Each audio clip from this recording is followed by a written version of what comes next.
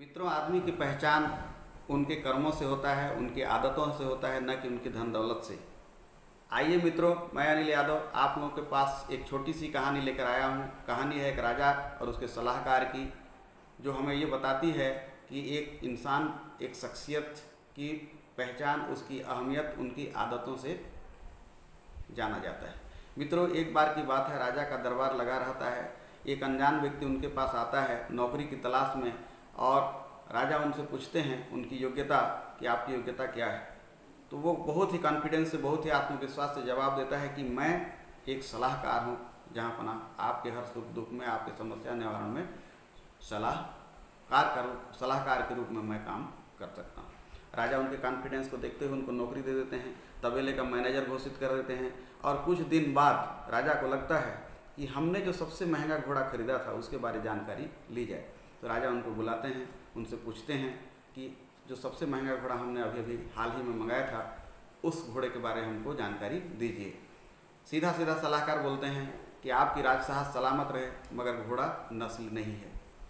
तुरंत राजा हैरान हो जाते हैं, इतना महंगा घोड़ा खरीदे हैं। तुरंत बुलाते हैं उनसे जिनसे वो घोड़ा खरीदे रहते हैं, उनसे घोड़े की जानकारी लेते हैं। और जानकारी में ये पता चलता है कि वो घोड़ा जो है, जैसे ही पैदा हुआ उसकी माँ मर गई, और उसका पालन पोषण गायों के बीच में हुआ। और जैसे गाय का आदत था घास खाने का आदत, वैसे ही गायों के बीच में पला बढ़ा था। उसके बाद में बुलाते हैं उनको, उनके सलाहकार को, उनसे कंफर्म करने के बाद कि आपको ये बात कैसे पता चला कि घोड़ा नस्ली नहीं है। तब वो बताए, महाराज, घोड़े की जो आदत है गायों जैसी है। उनका घास खाने का तरीका, गाय जैसे सिर झुका के घास खाते हैं, वैसे ये घोड़ा घास खाता है। बाकी घोड़े घास को चबा करके सिर ऊपर करके घोड़ा माने घास खाते हैं। इस बात से बहुत ही खुश हो गए। प्रचुर मात्रा में उनको अनाज, गेहूँ, चावल, दाल, भेड़, बकरी, बहुत सारे इनाम में राजा ने दिए खुश होकर के। और उनका प्रमोशन कर दिया गया उनके मल्लिका के, उनके बेगम के देखभाल के लिए। अब जब उनका बेगम का देखभाल करते करते कुछ दिन बीत गया, तो राजा को लगा क्यों ना अपने रानी के बारे में कुछ पूछा जाए। फिर से सलाहकार को बुलाते हैं और बोलते हैं कि भाई हमारे रानी के बारे में आप कुछ बताइए। तो बोलते हैं, महाराज, आपके बेगम की रहन सहन तो रानी जैसे हैं, लेकिन वो राजकुमारी नहीं है। राजा हैरान हो जाते हैं, पैरों तले ज़मीन खिसक जाता है। तुरंत अपने सासू माँ को बुलाते हैं और बुला करके उनसे पूछा जाता है। तो उनसे जवाब मिलता है कि हमने आपके बादशाहत से संबंध खराब नहीं करने के कारण, जो हमारा जो शुरू से शादी का रिश्ता हमारे राजकुमारी के लिए, आपके लिए आपके पिताजी बोल के गए थे, उस रिश्ता को कायम रखने के लिए हमारी राजकुमारी की जब मृत्यु हो गई तो हमने किसी को सूचना नहीं दिया और एक गोद लिए हुए पुत्री से आपका शादी करा दिया। ये है हकीकत। हकीकत जानने के बाद फिर से अपने सलाहकार को बुलाते हैं और बोलते हैं कि भाई ये बात आपको कैसे पता चला।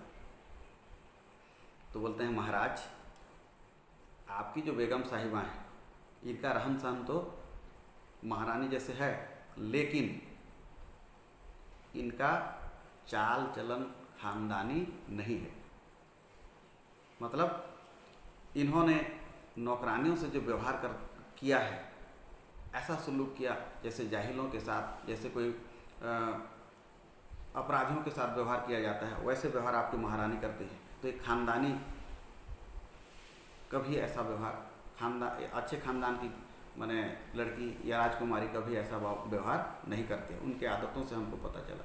राजा फिर से खुश होकर के प्रचुर मात्रा में अनाज, धान्य देते हैं और साथ में भेड़, बकरी वगैरह सारा चीज़ इनाम में उनको दे देते हैं। फिर से कुछ दिन बीत जाता है। राजा को लगता है कि मैंने घोड़े के बारे में पूछ लिया, रानी के बारे में पूछ लिया, क्यों ना मैं अपने खुद के बारे में पूछूं। तब एक दिन राजा फिर से उनको सलाहकार को बुलाते हैं और पूछते हैं कि आज मैं एक सवाल आपसे करता हूं और वो आपको मेरे बारे में बताना है। बोलते हैं, महाराज क्षमा कीजिए, गुस्ताखी माफ़ कीजिए, मैं आपके बारे नहीं बताऊंगा, क्योंकि आप मुझे जान से मार डालेंगे अगर आपके बारे में कुछ गलत बोल दिया तो। और अगर जानना ही चाहते हैं तो मुझे अभयदान दीजिए कि आप कुछ नहीं करेंगे। तो राजा बोला, आपको कुछ नहीं किया जाएगा, ना कोई भी व्यक्ति आपके बारे में कुछ नहीं बोलेगा, आप मेरे बारे में बताइए। तब बोलता है कि महाराज, न तो आप राजकुमार हैं, न ही आपका चाल चलन राजशाही है। राजा क्रोध से आग बबूला हो जाता है, लेकिन क्या करें, वादा कर चुका है, प्रॉमिस कर चुका है कि आपको कुछ नहीं किया जाएगा। तब वो राजा अपने माता जी को बुलाते हैं और स्वयं के बारे में जानकारी लेते हैं। तो उनकी माँ आकर के बोलती हैं कि बेटा आप जो है हमारी औलाद नहीं हैं, आप एक चरवाहे के बेटे हैं जिसे हमने गोद लिया था। इस तरह से राजा को अपना हकीकत पता चलता है। ये तीनों जो घटनाएं हुई मित्रों, उसमें आप देखिए घोड़े की जानकारी भी उनकी आदत से पता चलता है। महारानी राजकुमारी नहीं थी, वो भी उनके एक्टिविटी से, उनके माने जो आदतें हैं, उनकी आदतें उनसे पता चलता है। राजा को फिर राजा बोले कि आप, अब राजा को भी बोल दिए कि आप जो है राजकुमार नहीं, आपका चाल चलन राजशाही है। बाद में पूछते हैं वो कि आपको कैसे पता चला? तो सलाहकार बोलता है, देखिए महाराज, कोई जो राजकुल का तिलक है, राजशाही परिवार का व्यक्ति जब किसी को इनाम देता है तो हीरे जवाहरात, हीरे मोती बहुत सारे देते हैं, लेकिन आपका जो इनाम देने का तरीका है, आपने भेड़ बकरी अनाज ये सारे हमको इनाम में दिए। इसी से मुझे पता चल गया कि आपका जो आदत है उसको देखते हुए मुझे पता चला कि आप राजकुमार कभी भी नहीं हो सकते, आप एक चरवाहा का बेटा ही हो सकते हैं। तो मित्रों, इस कहानी में हमें ये शिक्षा मिलती है कि अगर हमको अच्छा बनना है तो हम अपनी आदतों को बदलना पड़ेगा, अच्छी आदतों को पालना पड़ेगा, क्योंकि लोगों की पहचान उनके आदतों से होता है। आप इस कहानी में आप लोगों ने देखा है। अगर ये कहानी आपको अच्छा लगता है मित्रों, तो ज़रूर मेरे इस वीडियो को लाइक करिएगा, शेयर करिएगा और सब्सक्राइब करिएगा, ताकि मैं आने वाले समय में इसी प्रकार की अच्छी अच्छी कहानियाँ आप लोगों के पास लाते रहूँ। धन्यवाद दोस्तों।